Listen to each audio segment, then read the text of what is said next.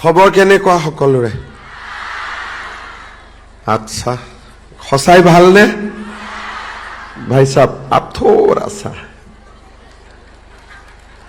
এইফালে কিমান ভাল সবসে কাৰ বেছি ভাল মই এটা চাব খুজিছো বাপৰে ঠিক আছে যদি আমাৰ সকলোৰে আজি প্ৰথম এটো কক মনটো ভাল লাগি আছে না নাই আজি অৰুণোদয় পাব বিশ্বাস আছে পাম বুলি সবে মোবাইল বিলাক চাই থাকিব ঠিক আছে তেতিয়ালে মোৰ লগত একেলগে কব ভাৰত মাতা কি অলপ জোৰটো কম হৈছে ভাৰত মাতা কি নৰেন্দ্ৰ মোদী অসমৰ মহিলা বঢ়িয়া আজিৰ সভাত আমাৰ মাজত উপস্থিত অসম চৰকাৰৰ সন্মানীয় বিত্তমন্ত্ৰী অজন্তা নেওগ ডাঙৰীয়ানী সন্মানীয় বিধায়ক সিদ্ধাৰ্থ ভট্টাচাৰ্য ডাঙৰীয়া ৰমেন্দ্ৰ নাৰায়ণ কলিতা ডাঙৰীয়া সুমন হৰিপ্ৰিয়া ডাঙৰীয়ানী ভৱেশ কলিতা ডাঙৰীয়া গুৱাহাটী পৌৰ নিগমৰ মেয়ৰ মিগেন শৰণীয়া ডাঙৰীয়া অসম চৰকাৰৰ মুখ্য সচিব ডক্টৰ ৰবি কোটা ডাঙৰীয়া বিত্ত বিভাগৰ আয়ুক্ত সচিব জয়ন্ত নাৰিকাৰ ডাঙৰীয়া আমাৰ মাজত উপস্থিত শ্ৰী বীৰেন্দ্ৰ মিত্তল ডাঙৰীয়া নৰসিং পাৱাৰ ডাঙৰীয়াকে আদি কৰি মঞ্চত উপস্থিত বিশিষ্ট ব্যক্তিসকল আই মাতৃসকল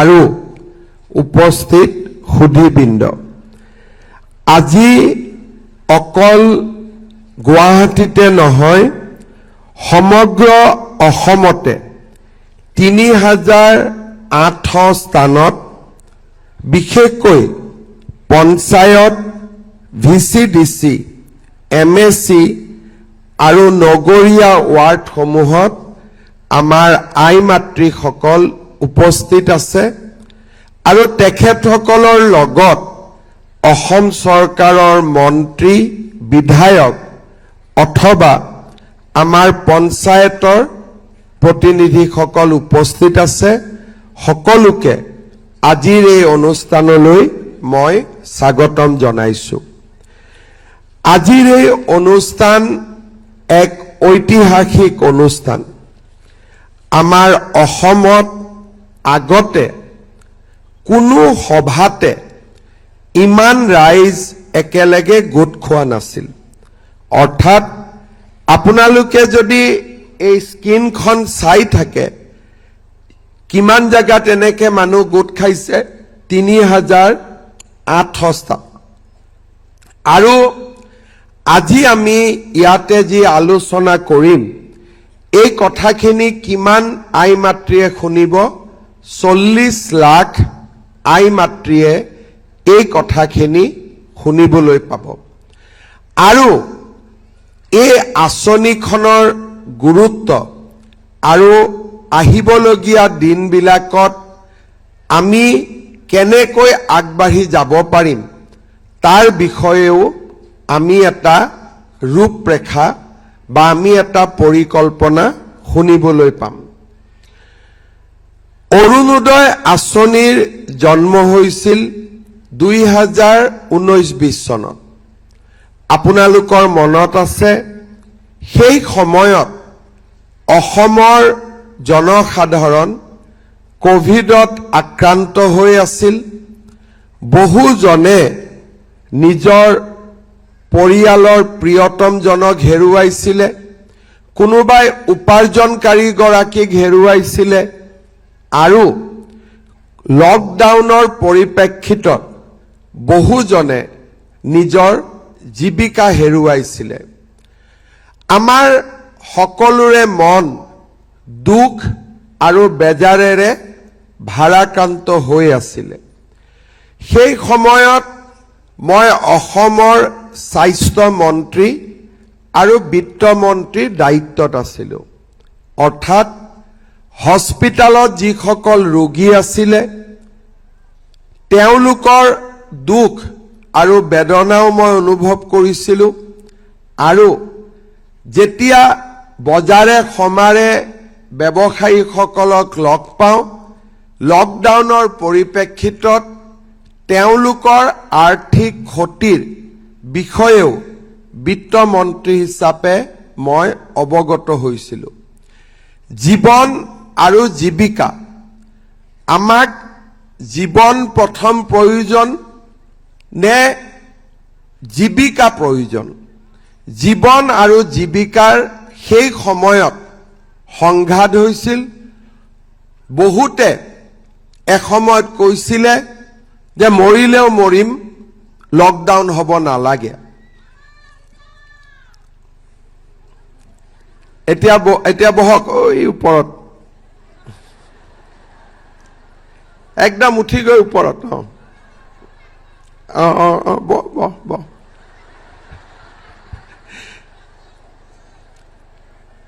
মই কেইটামান আপোনালোকক গুৰুত্বপূৰ্ণ কথা কম, সকলোৱে মন দি শুনিব।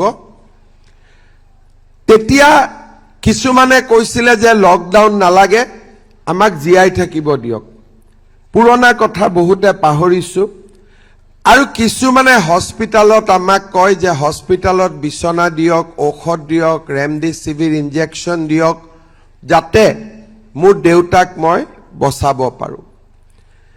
সেই সময়ত মই দিনে নিশাই হস্পিটালত আছিলোঁ। কেতিয়াবা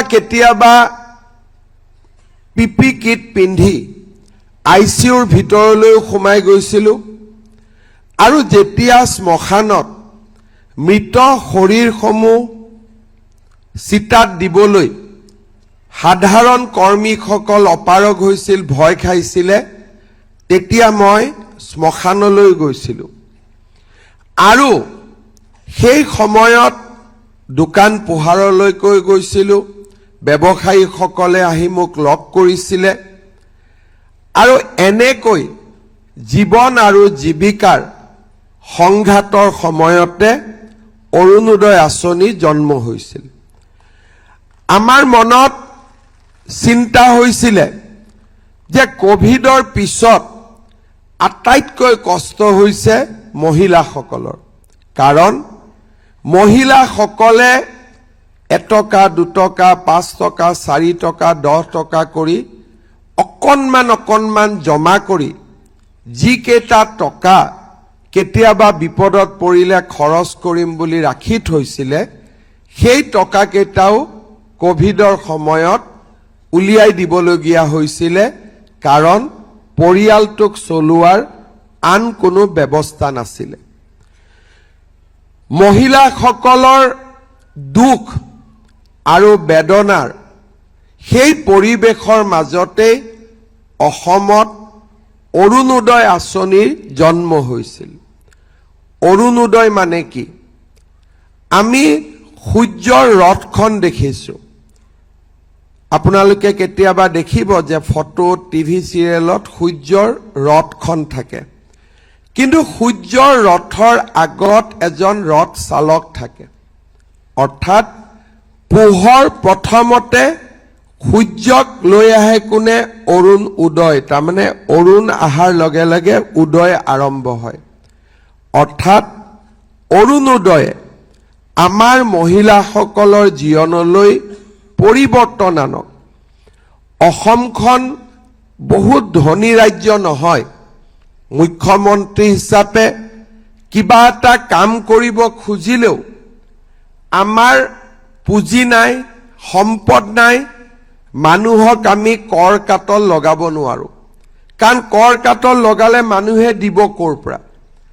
আমাৰ গাঁৱত আটাইতকৈ ডাঙৰ মানুহজনে হৈছে চৰকাৰী কৰ্মচাৰীজন।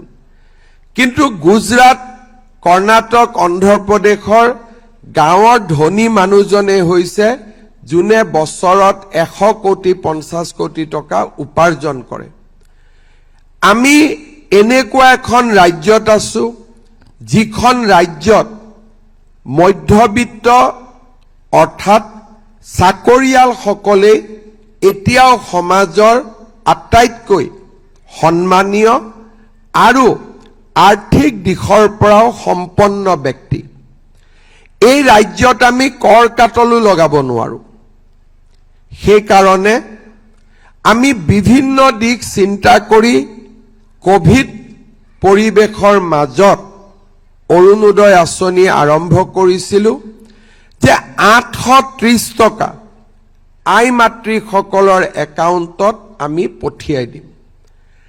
আজি আমি মনত পেলাব লাগিব প্ৰধানমন্ত্ৰী নৰেন্দ্ৰ মোদী ডাঙৰীয়াক।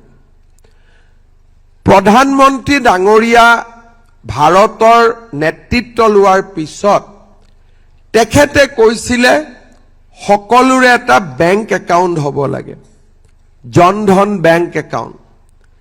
তেতিয়া বিৰোধী পক্ষই কৈছিলে যে বেংক একাউণ্ট খুলি কি হ'ব যদি তাত টকাই নাথাকে।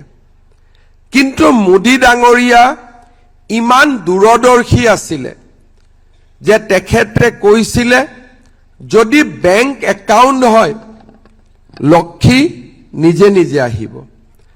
আৰু সেই সময়ত যদি বেংক একাউণ্ট নাথাকিলেহেঁতেন, আপোনালোকে যদি বেংক একাউণ্ট নিদিলেহেঁতেন, আজি মই 40 লাখ মানুহক পৰিয়ালক প্ৰত্যেক মাহত চেক এখন দিয়াটো সম্ভৱ হ'লহেঁতেন নেকি? কেতিয়াও নহ'লহেঁতেন। আৰু মাহৰ পিছত মাহৰ চেক ঘৰত পৰি থাকিলেহেঁতেন, কোনোবাই পালেহেঁতেন, কোনোবাই নাপালেহেঁতেন। এই আঁচনিটো কেতিয়াও সফল হ'ব নোৱাৰিলেহেঁতেন। আজি আমি প্ৰধানমন্ত্ৰী ডাঙৰীয়াই বেংক একাউণ্টবিলাক আমাক খুলি দিলে আৰু 2020 চনত আমি প্ৰথম 830 টকা মহিলাসকলৰ বেংক একাউণ্টত দিলোঁ। ইলেকশ্যন হ'ল, ইলেকশ্যনৰ মিটিঙত মই মহিলাসকলক সুধিছিলোঁ যে অৰুণোদয় পাইছেনে?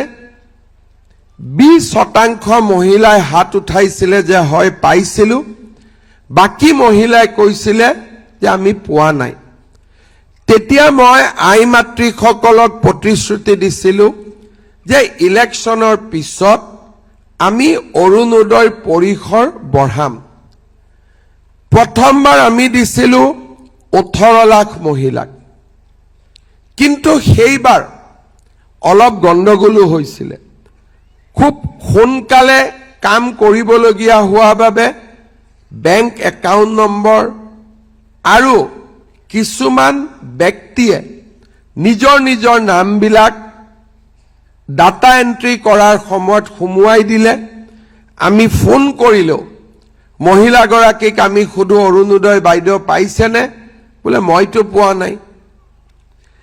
2021 চনত যেতিয়া মই আপোনালোকৰ আশীৰ্বাদত মুখ্যমন্ত্ৰী হ'লো, অজন্তা নেওগ বাইদেউ বিত্তমন্ত্ৰী হ'ল, আমি NCC NSSৰ ল'ৰাবিলাকক লগোৱাই আমি এটা ছাৰ্ভে কৰোৱালোঁ। বহুত অৰুণোদয় হিতাধিকাৰী আমি দেখা পালোঁ যে হিতাধিকাৰীগৰাকী মহিলা, টকাটো গৈ আছে পুৰুষৰ একাউণ্টত। আনকি বিহাৰ, পাটনা, উত্তৰ প্ৰদেশতো অসমৰ টকা গৈছে। আমি কিছু ঠিক কৰিলোঁ আৰু হিতাধিকাৰীৰ সংখ্যাও বঢ়ালোঁ 24 লাখলৈকে। আৰু 830 টকাৰ পৰা আমি অৰুণোদয় বঢ়ালোঁ 1000 টকালৈকে। ইয়াৰ পিছতো আমি লোকসভাৰ নিৰ্বাচন হ'ল, আই মাতৃসকলক সুধিলোঁ অৰুণোদয় পাইছেনে? এইবাৰ 50% হাত উঠালে যে অৰুণোদয় পাইছোঁ। কিন্তু 50% ক'লে আমি পোৱা নাই। তেতিয়া আমি সিদ্ধান্ত ল'লোঁ যে 24 লাখৰ পৰা অৰুণোদয় আমি পোনে পোনে 40 লাখ মহিলালৈকে আমি লৈ যাম। আজি আমি কিমান মহিলাক অৰুণোদয় দিছোঁ? 40 লাখ।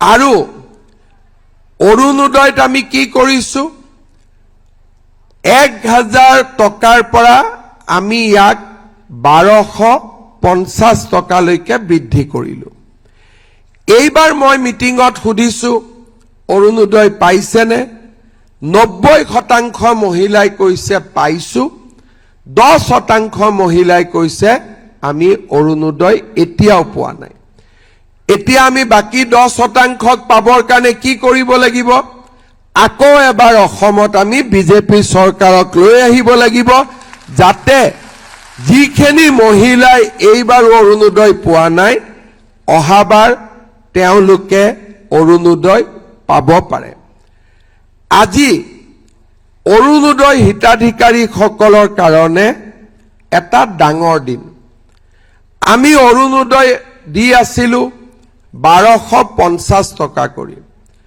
কিন্তু এইবাৰ আমি মনতে ভাবিলো যে অৰুণোদয় পোৱা মহিলাসকলৰ বিহু উদযাপন আন বাৰতকৈ এইবাৰ অতিকে বেছি ভাল হ'ব লাগে আৰু সেই কাৰণে আমি সিদ্ধান্ত ললো যে প্ৰথমতে আপোনালোকক 8000 টকা কৈ দিম তাৰ পিছত আমি ঠিক কৰিলো যে 8000 নহয় আমি 9000 টকা কৈ আপোনালোকক দিম আজিলৈকে অৰুণোদয় আঁচনিত আমি 17000 কোটি টকা 1000-2000 কোটি টকা নহয় 17000 কোটি টকা এতিয়ালৈকে আমি মুকলি কৰি দিছো আৰু আজিৰ দিনটোত আমি অলপ সময় পিছত 10 মিনিট সময় পিছত 15 মিনিট সময় পিছত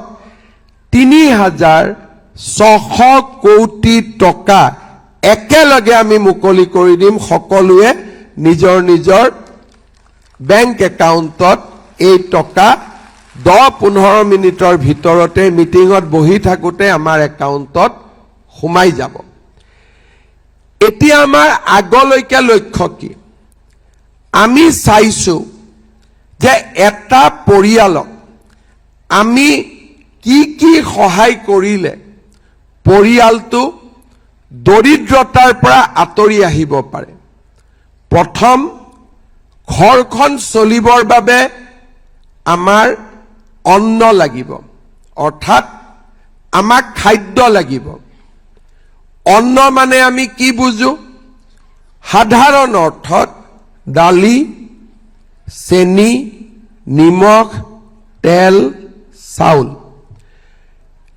এতিয়ালৈকে আমি কি দি আছো আপোনালোকক মোদী ডাঙৰীয়াই চাউল বিনামূলীয়াকৈ দি আছে আৰু আমি আপোনালোকক 100 টকাত 1 কেজি দালি 1 কেজি চেনি আৰু 1 কেজি নিমখ দি আছো মোৰ মনটো ইয়াত সন্তুষ্ট হোৱা নাই মই আৰু কিবা কৰিব খোজো সেই কাৰণে ভগৱানে আৰু বিশেষকৈ আপোনালোকে যদি মোক আশীৰ্বাদ কৰে অহাবাৰ মোৰ মনত চেষ্টা হ'ব যে আপোনালোকৰ পৰা এটকাও নোলোৱাকৈ চেনি দালি নিমখ আৰু মিঠাতেল আপোনালোকৰ হাতত তুলি দিয়া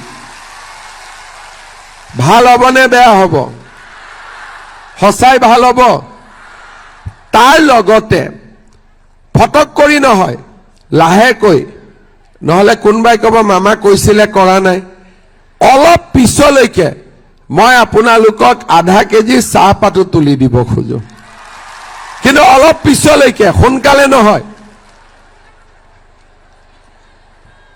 কাৰণ মই কাবাৰ ঘৰত গলে চাহ খাব লাগিব নহয় হয় নে নহয় ইয়াৰ পিছত দ্বিতীয় অন্ন হল কিন্তু ঘৰখনৰ মহিলাৰ হাতত যদি টকা থাকে অৰ্থনৈতিকভাৱে শক্তিশালী হৈ থাকে মহিলা গৰাকী যদি নিজৰ ভৰিৰ ওপৰত থিয় দিব পাৰে আমি হাজবেণ্ড সকলে তেতিয়া মহিলাসকলক সন্মান কৰো আমাৰ ওয়াইফ সকলক আমি সন্মান কৰো এতিয়া অৰুণোদয় আজি যে 9000 টকা আপোনালোকৰ একাউণ্টত পাব একাউণ্টৰ পৰা টকাটো উলিয়াবৰ কাৰণে সকলো হাজবেণ্ডে মটৰচাইকেলৰ পিছত আমাৰ বাইদেউসকলক আজি উঠাব।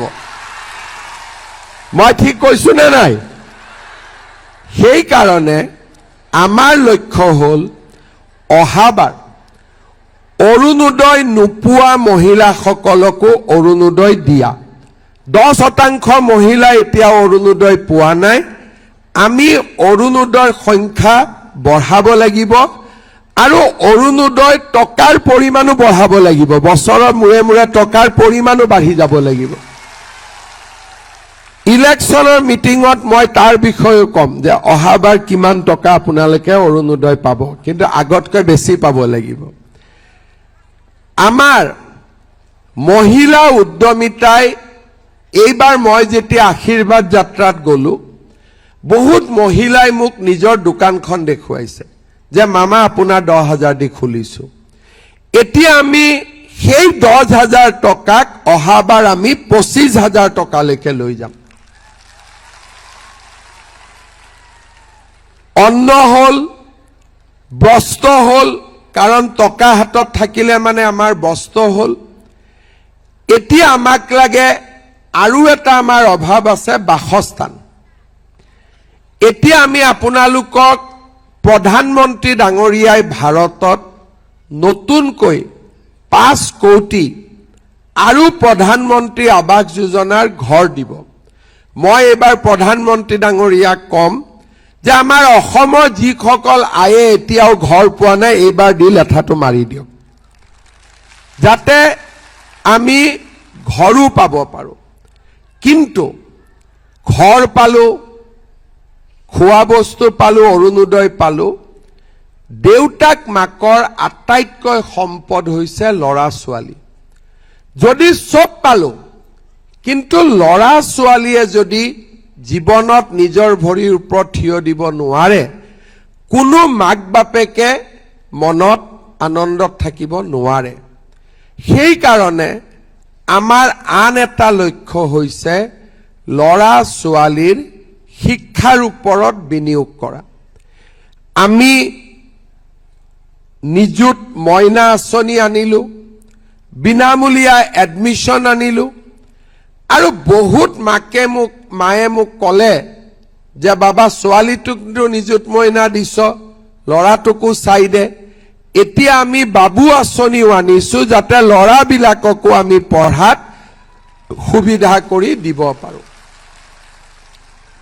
আমি পঢ়ালেতো নহ'ব, পঢ়িতো চাকৰিও পাব লাগিব। এইবাৰ আমি 1 লাখ ল'ৰা ছোৱালীক চৰকাৰী চাকৰি দিলোঁ, আৰু যাওঁতে যাওঁতে 1,60,000 হৈ গ'ল। বেলেগৰ ক্ষেত্ৰত কি হয়, 1 লাখ দিলে 70,000 80,000 দিব পাৰে, কিন্তু আই মাতৃসকলৰ মোৰ ওপৰত ইমান আশীৰ্বাদ আছে যে 1 লাখ দিম বুলি কৈ 1,65,000 পাই গ'লোগৈ। অহাবাৰ আমি চেষ্টা কৰিম আপোনালোকৰ ল'ৰা ছোৱালীক 2 লাখ চৰকাৰী চাকৰি দিয়া। কিমান দূৰ গৈ পাওঁ নাজানো, কিন্তু মই ভাবোঁ যিমান কওঁ তাতকৈ বেছিয়ে যাব, কম নহ'ব। আৰু আমি অসমত উদ্যোগ আনিম যাতে আমাৰ ল'ৰা ছোৱালী অন্ধ্ৰপ্ৰদেশ, কৰ্ণাটক, মাদ্ৰাজত যাব নালাগে, চেন্নাইত যাব নালাগে। আমাৰ অসমতে উদ্যোগ স্থাপন কৰি আমি ল'ৰা ছোৱালীক ইয়াতে কৰ্মসংস্থাপন দিব পাৰোঁ। আমি ল'ৰা ছোৱালীক পঢ়াৰ লগতে আমি কাম শিকাম, স্কিল শিকাম, উদ্যমিতা শিকাম।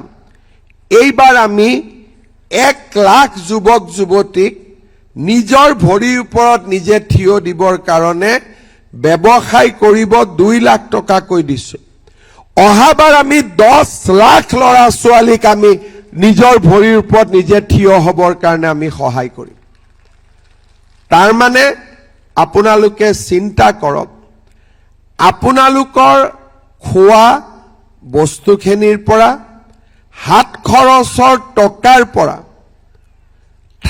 থকাৰ ঘৰলৈকে, আৰু ল'ৰা ছোৱালীৰ শিক্ষাৰ পৰা ল'ৰা ছোৱালীৰ চাকৰিলৈকে কৰ্ম সংস্থাপনলৈকে আজি আমি গোটেইবোৰ আমি চিন্তা কৰিছোঁ, কৰিবলৈ চেষ্টা কৰিছোঁ আৰু বহুত ক্ষেত্ৰত আমি সফল হৈছোঁ। আমি এনেকৈ যদি অসমখনক আগুৱাই লৈ গৈ থাকোঁ তেতিয়াহ'লে আমাৰ সকলোৰে মনত শান্তি থাকিব, সাহস থাকিব, আত্মবিশ্বাস থাকিব আৰু আগুৱাই যাবলৈ আমি শক্তি পাম।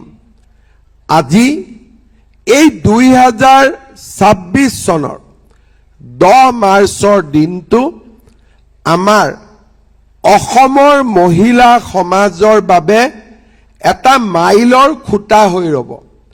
ইয়াৰ আগতে কেতিয়াও আমাৰ আই মাতৃসকলে একেদিনাই একেলগে 9,000 টকা বহাগ বিহুৰ আগত কেতিয়াও পাব বা পাব পৰা নাছিলে। মহিলা উদ্যমিতা দিওঁতে মই কৈছিলোঁ যে এই 10,000 টকা আপোনালোকে ব্যৱসায়ত খৰচ কৰিব, ভাল কামত খৰচ কৰিব, কিন্তু এই 9,000 টকা কেনেকৈ খৰচ কৰিব লাগে মই নকওঁ। পৰিয়ালে আপোনালোকে যেনেকৈ ভাল দেখে আপোনালোকে এই 9,000 টকা আপোনালোকে খৰচ কৰিব আৰু আমাৰ বহাগ বিহুটো বাপতি সাহোন আমাৰ বহাগ বিহুটো এইবাৰ সকলোৱে আপোনালোকে আনন্দৰে উদযাপন কৰিব। আৰু বহাগ বিহুৰ পিছত নতুন চৰকাৰ আহিব, ইয়াতকৈও আহিবলগীয়া দিনবিলাক ইয়াতকৈও আমাৰ ভাল হ'ব। আজি যিমান আনন্দ পাইছোঁ অহা 5 বছৰত আমি তাতকৈ 4 গুণ আনন্দ পাম।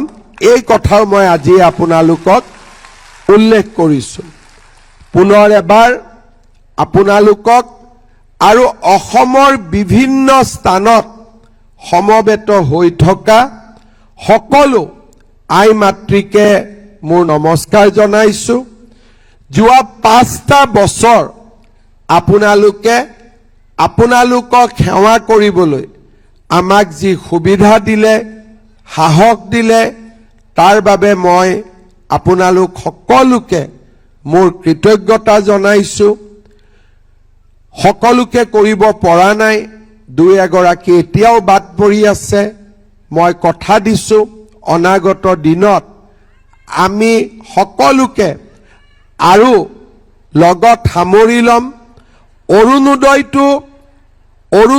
কি? অৰুণোদয় এটা স্কিম নহয়, আমি লাহে লাহে ইয়াক লৈ গৈছোঁ অৰুণোদয় পৰিয়াল। অৰ্থাৎ অৰুণোদয় পোৱা লোকসকলৰ আমি এটা পৰিয়ালৰ দৰে অৰুণোদয় পৰিয়াল হিচাপে আমি আগবঢ়াই লৈ যাব খুজিছোঁ। আপোনালোকে আমাক সহায় আৰু সহযোগিতা কৰিব। লগত কাক ভোট দিব? ভোট কাক দিব? পাক্কা দিবতো বিজেপি, দিবনে নিদিব? অহা দিনবিলাকো আমাৰ ভাল হওক, আমি একেলগে আগবাঢ়ি যাওঁ, হাতত হাত ধৰি আগবাঢ়ি যাওঁ। সকলোকে অসমীয়া নতুন বৰ্ষ বহাগ বিহুৰ বহুত বহুত মই শুভকামনা যাচিছোঁ। আৰু সকলোৱে আকৌ এবাৰ মোৰ লগত একেলগে মনত যিমান আনন্দ আছে আৰু মাত্ৰ 2 মিনিট পিছতে বেংকত আপোনালোকৰ 3 মিনিট পিছতে 9,000 টকা সোমাব। মনত আনন্দও লাগি আছে, 2-3 মিনিটে লাগিব, বেছি নালাগে, ইমান ৰখিব নালাগে, 2-3 মিনিট। গতিকে মনৰ আনন্দত মোৰ লগত একেলগে কওক, ভাৰত মাতা কি, ভাৰত মাতা কি, নৰেন্দ্ৰ মোদী। বহুত বহুত ধন্যবাদ। জয় হিন্দ, বন্দে মাতৰম, জয় আই অসম।